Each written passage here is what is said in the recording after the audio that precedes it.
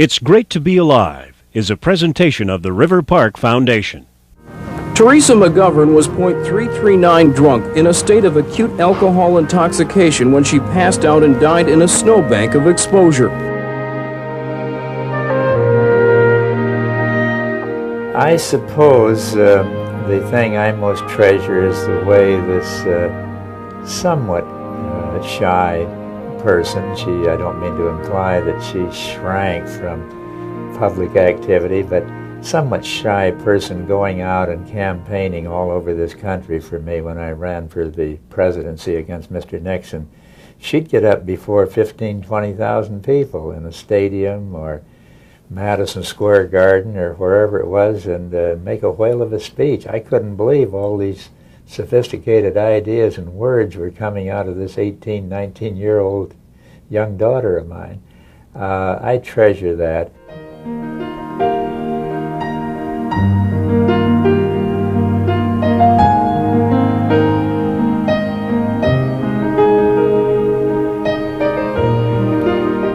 George and Eleanor Mcgovern's daughter, Terry, claimed by alcoholism at the age of 45. Alcoholism is a sneaky disease. It creeps up slowly and steadily, usually over a period of years. If left to run its course, it only gets worse. It doesn't get better. In the next half hour, you will learn about the Mcgovern family's struggle with their daughter, Terry, and the disease of alcoholism. Terry Mcgovern had many gifts and abilities to give her family and the world if only her life had not been cut short by this insidious disease. Now the family has decided to try and make her tragic death from alcoholism count for something, to help others understand the disease of alcoholism and to bring this tragedy out into the open.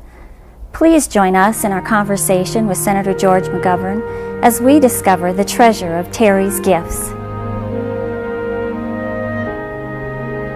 One of the things I've vowed to do is to try to make Terry's death count for something, not simply a tragic, grievous loss, but something positive and beneficial, and I think we're doing that. I don't think I'm exaggerating to say that that death has provoked probably 25,000 letters that have come to us from all over the world, all kinds of appearances by me on television and radio and talks around the country, which I'll continue, and I have solid reason to believe that they're helping a lot of people and identifying with their problems and bringing this terrible national disease out in the open. Death by exposure. It's just one of the many ways alcohol can kill. Alcoholism is the third leading cause of death in our country, and it's our worst drug problem. Alcohol doesn't care who you are or what position you hold in the community. Alcoholism took something precious from former South Dakota Senator George Mcgovern and his family. It took his daughter. Recently, my father, Glenn Jorgensen, sat down for a father-to-father chat with Senator Mcgovern about Terry, her disease, and the effects that it has had on the Mcgovern family. Alcoholism brought a parent's worst nightmare to the Mcgoverns, the loss of a child. I heard the doorbell ring. I thought, that's strange. I looked at my watch and it was about 11:30. And as I came downstairs to answer the door, I could see from the light around our door a couple of men out there. One looked like a police officer and the other was a clergyman with a clerical collar. I had a sinking feeling that anyone would come. I'd worried about Terry. I obviously didn't expect anything like this, but they came in and rather quickly came to the point. They said, "Senator, we've got some bad news. Your daughter is dead," and told the story, but as near as they knew it. Apparently she had fallen in the snow sometime after 9 o'clock the night before, on the 12th of December, and it was in a deserted area out behind a print shop in a seldom used parking lot, 8 or 10 inches of snow on the ground. I think that she had too much to drink and just collapsed in the snow and froze to death. She was there overnight and up until noon the next day before anyone noticed her. The story of Terry's struggle with alcoholism began when Terry was in high school. Terry took her first drink when she was in high school, probably 14, 15 years of age. I'm not sure exactly when. That we lived in a kind of an upper middle class neighborhood in Washington. There was lots of liquor in the neighborhood. It was a post World War II generation. So Terry at one of these neighborhood parties picked up a couple of drinks, and she discovered it was pretty good stuff. That it was easier to be funny and easier to dance with a boy or to get along without any anxiety or nervousness in social circumstances. So instead of one drink, the next time she had a few more. I never saw her inebriated in her high school days, never once. And she was very careful about screening that from Eleanor and me. We just weren't aware of it. But her friends have told me in the years since then that by the time she graduated in high school, while they didn't detect anything you could call alcoholism, that she liked to drink. It was a medication that she found very pleasant. She found the way to handle some of the stress of life. Yeah. She always had a great sense of humor. She was even funnier after a couple of beers or a couple of vodkas. And so it seemed like kind of an innocent thing. And apparently it just began building up more and more. Many parents are relieved when they discover it's only alcohol that their teens are experimenting with and not some illegal drug. But alcohol is a drug, and for every 10 to 15 young people that experiment with it, at least one is already headed down the road to addiction. Well, their drinking may not be heavy enough to be noticeable, especially if heavy drinking is acceptable in their social group. But an increased tolerance to alcohol is one of the early warning signs that a painful road lies ahead. Most of people can drink a couple of beers or a couple of glasses of wine and they're fine. Nothing happens. An alcoholic can't do that, but they don't discover that until they're addicted. And it's very tough from that point out. The summer of '68 was a turning point for Terry. She was arrested for marijuana possession in Rapid City. The charge was later thrown out for a faulty warrant, but Senator Mcgovern was in the middle of a Senate re-election campaign in South Dakota. That, I guess, was a wake-up call for me. I really began to worry about Terry.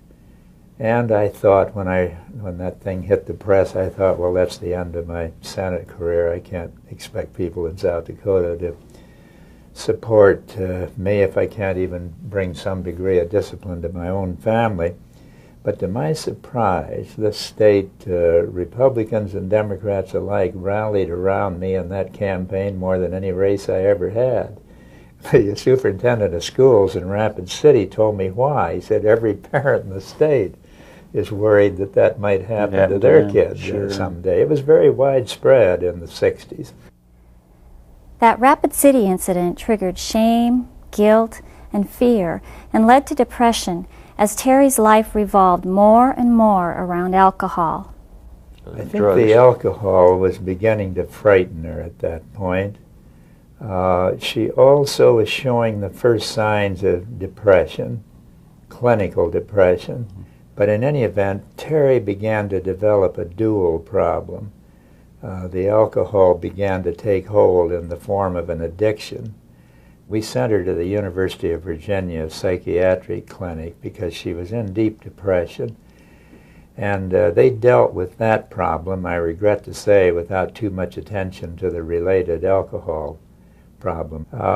She finally, after a couple of years at Charlottesville, which was largely treatment, she finally enrolled at University of South Dakota and graduated there in '76. Continuing the drinking. Not only continuing to drink, but her college classmates tell me it's increased steadily.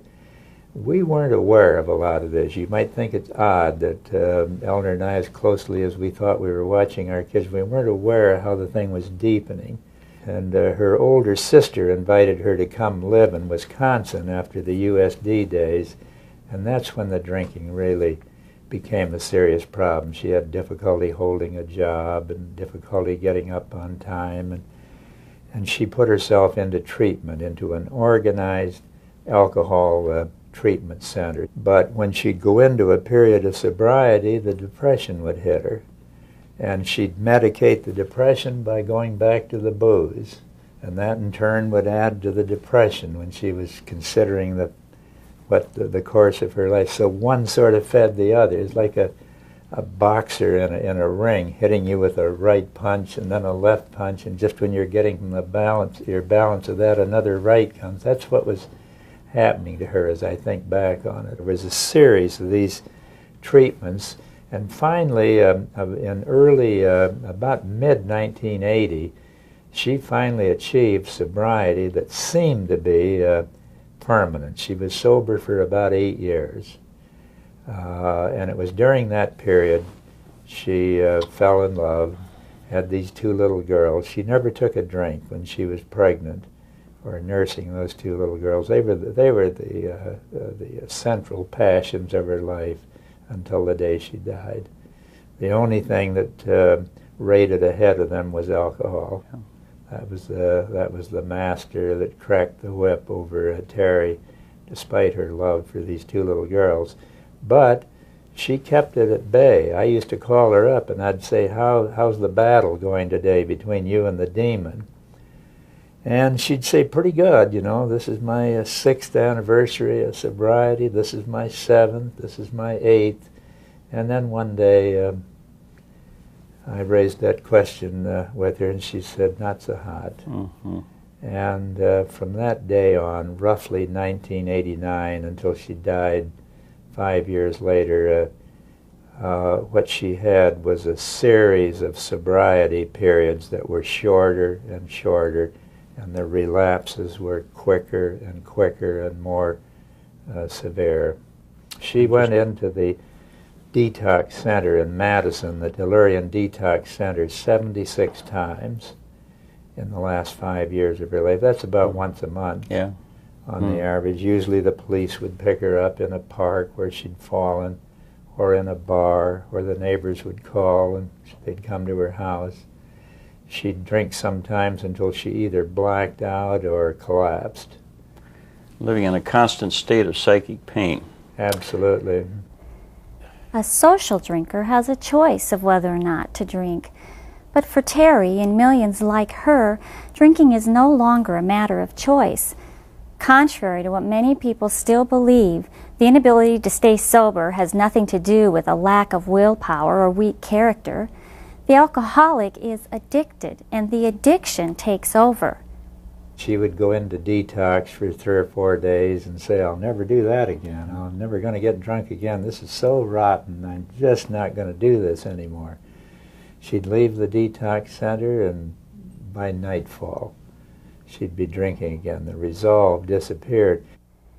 Terry Mcgovern's struggle with alcoholism is perhaps best symbolized by an incident that occurred during the early stages of her addiction. She was about 14 or 15 at the time. She drank a couple of beers. She was very young at the time, and that prompted her to leap off the edge of a little embankment she was standing on. Unfortunately, she forgot to take care on the landing. She fell and hit her tailbone on the ground and suffered a fracture. But one of her friends observed that this is the way Terry's life went from then on, a soar into the blue and great euphoria, and then always the crash, what we came to call relapses. Alcoholism is a disease of the whole person, physical, emotional, and spiritual. And there are several roads to recovery. First, there is the proven program of Alcoholics Anonymous. And there are formal treatment facilities with inpatient and outpatient programs. Many people find a combination of 12-step programs and formal treatment to be highly effective. Another thing that has become very clear is that after an individual, if they're fortunate enough to get some good help, some good therapy, that there has to be an ongoing thing, that this is not a one-time situation. Alcoholism is a lifetime disease, we believe, and it's a study of a lifetime, and you must continue. Did Terry avail herself of ongoing support and groups and so forth? She was not always the follow-up kind. It was difficult either after a 3 or 4 day detox or after a 4 or 5 week treatment program to get Terry to go into a halfway house or any other kind of extended support group of that kind. On the few occasions when she did that, she achieved rather long periods of sobriety, one of them for, I think, close to 8 years. But that came after a combination of detox, a 28-day treatment, and 6 months in a halfway house. Frankly, I'd recommend that for every alcoholic. While the drinking is doing damage to the alcoholic, the family fights its own battle with the effects the disease has on them. How does a family deal through all these years? And you had 3 other daughters and a son? And a son, yeah, right? 5 altogether. Could we talk a little about how they reacted to all this, or where they fit into the overall picture? Our son was absolutely devoted to Terry. He was 3.5 years younger. She was sort of his role model, and I regret to say that it also helped to take him into alcoholism, although I want to quickly add, I think it was a genetic base that made him vulnerable to it. He's doing fine now. But the problem with the family is the difficulty of the siblings trying to understand why Mom and Dad are giving so much more time and energy and love and affection and money and coddling and worrying and everything else to one child. Occasionally, my oldest daughter would say to me, "Dad, it looks like to get attention in this family, you really have to screw up. Maybe I ought to start drinking." She never did, but that was the sentiment that we had to deal with. We were going to take a vacation one time with the entire family, and 2 of my daughters served notice that if Terry went on that vacation, they weren't going to go. Which was painful. Sure. It's difficult to say to 2 kids that are doing well and that are not drinking and that are doing well in school that you have to set aside their wishes. You've got to treat everybody the same. They didn't think they were being treated the same. They thought Terry was preempting almost every waking hour of their parents. There's some truth in that. I don't know how you avoid that. It means that you've got to work extra hard to show affection and love and support for the other children. Alcohol is tough on family life. Well, especially when it goes on, and this covers quite a number of years. It covers a lot. It covers a lot of years, and you know, we're not wealthy. We're comfortable financially, and we could afford to put Terry into first-rate treatment programs, but when you spend $12,000 or $15,000 helping a person go through a treatment program, and they start drinking on the way home from the treatment after 28 days or 6 weeks or whatever it is, your first impulse is to say, "Get out of the car. I don't want to see you for 6 months." Certainly. Just as the alcoholic needs help in dealing with alcoholism, the family needs help in learning how to deal with the alcoholic. Family members, you need to seek out 12-step programs like Al-Anon and professionals who are trained in chemical dependency issues. Was your family, were able to avail themselves of any specialized counseling about the disease? Yes, we benefited from the Al-Anon program.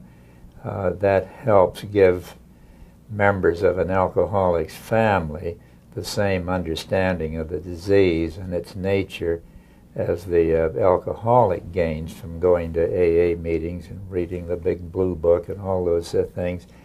But I must say, Glenn, to be frank about this, I didn't pursue that as much as I should have. I sometimes found those Al-Anon meetings kind of boring, and I was always busy with other things, and I kind of resented, frankly, that I had to go out when I'd rather be doing something else and sit around listening to a lot of people talk about the problems with their wives or their spouses or their kids. I found it sometimes kind of difficult. In retrospect, I wish I had done more of that. I think that it might have enabled me to better understand Terry if I had heard more of the stories of other people living with alcoholics.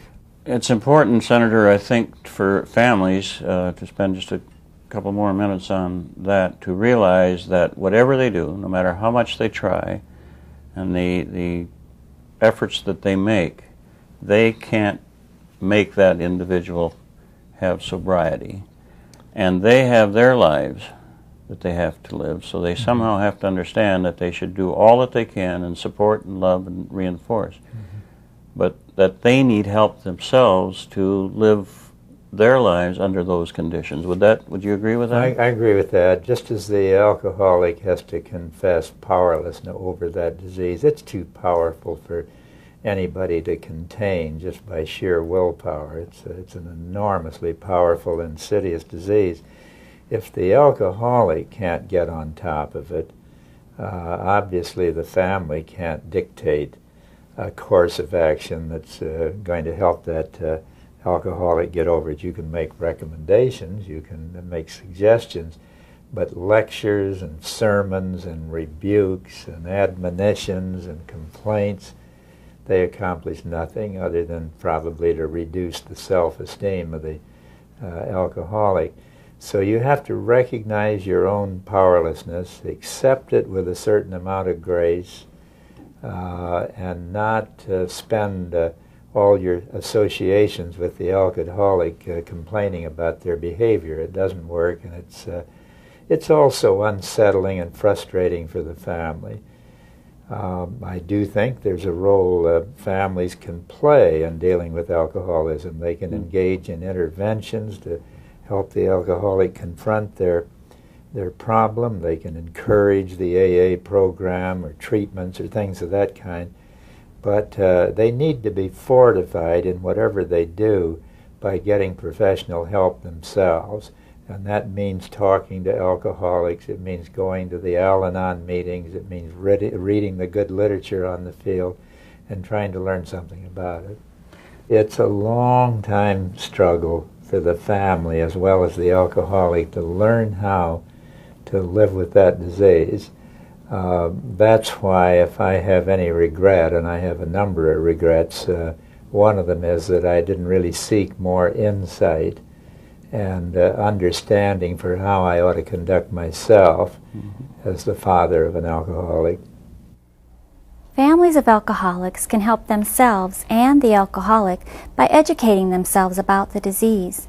They can help themselves by letting go of their denial, by admitting their own pain, and by acknowledging that they can't handle this problem on their own. Then they can move from anger and resentment to acceptance and healthy detachment. And I finally decided I've just got to make a separation between my love for Terry, and I did love her till the day she died, and my hatred of this lousy disease she has. It's perfectly all right to get mad as hell at alcoholism and what it's doing to your loved ones. What is not permissible is to permit that disease to develop a resentment and an anger and a frustration against the alcoholic.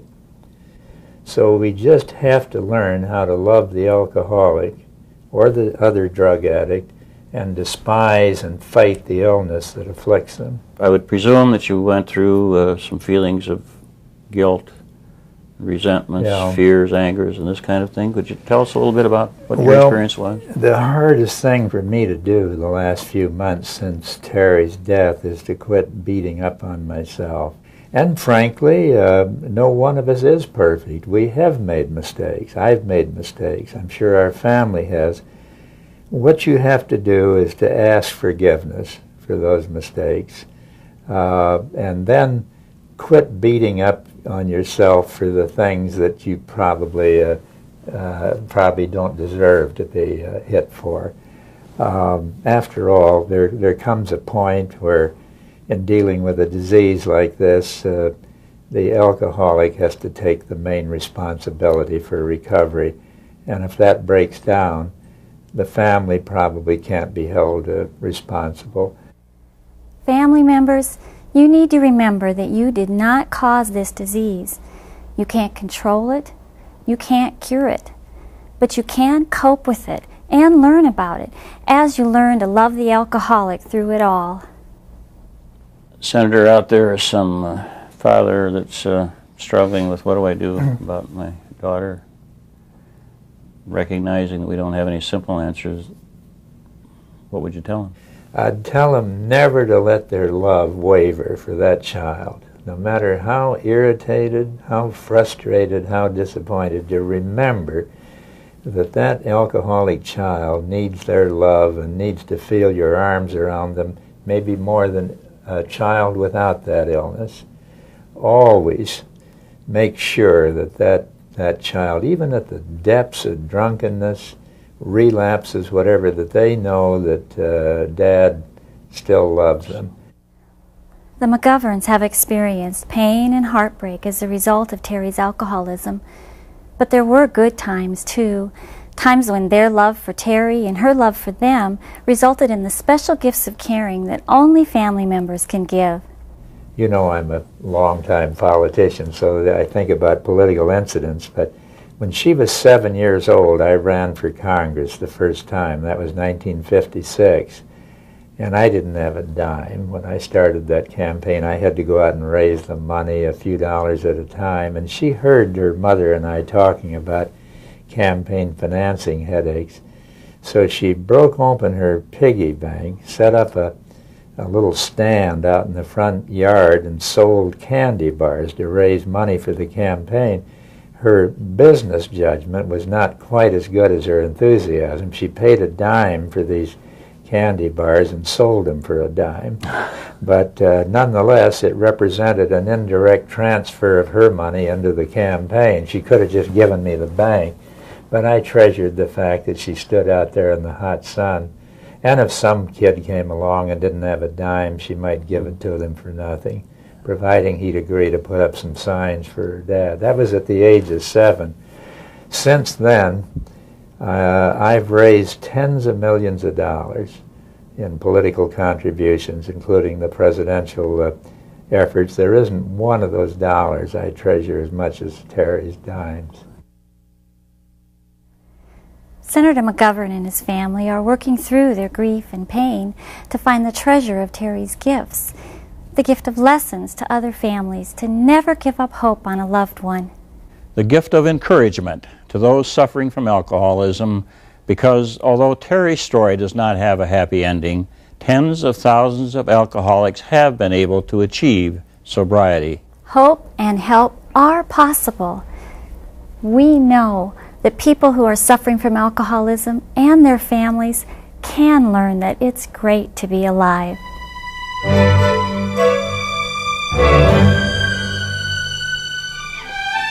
If you would like more information about alcoholism or about obtaining a copy of this program or other It's Great to Be Alive programs for use in your church, school, or community group, call River Park at 605-224-6178.